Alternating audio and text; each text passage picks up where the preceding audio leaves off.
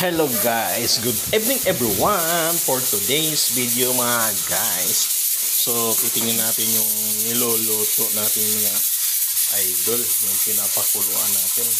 Pinipressure natin yung karning baka para lumakas si Poging Bagsik. Ayan, so inuurasan ko yan mga idol, 30 minutes lang. So nasa 30 minutes na papatayin na natin mga guys idol para tatanggalin na natin yung hangin.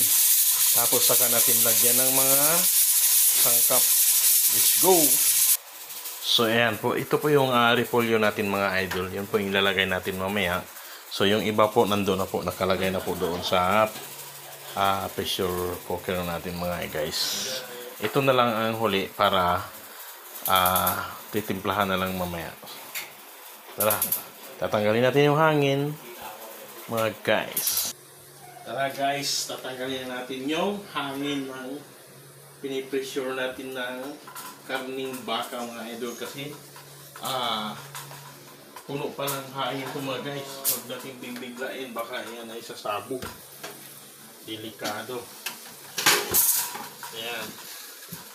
So ngayon, buhusan ko na ng tubig mga idol ng dandahan para tanggal yung hangin. Ayan po. Kung makita natin mga idol guys, oh, umuusok yun. Yun po yung hangin yan sa loob mga idol. Ayan. Pag natanggal na yung hangin natin mga guys idol, no, pwede natin tanggalin tong bilog na sa taas yung umiikot habang kumukulo. So, ayun.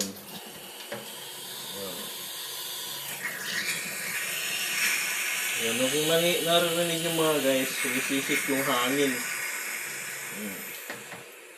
Ayan. Okay. So, titingnan natin. Unti-unti din ito. Ayan. Pag inangat mo mga idol, wala nang sumisisit. Alam na, wala nang hangin. Pwede natin tanggalin ito. Ayan. So, iangat na natin. Buksan natin dito. Ayan. Wala nang hangin to. Titingnan na natin yung loob. Ayan. So, yung mga idol, kasama na yung mais, karning baka, patatas, andyan na. At saka, timplado na rin yan.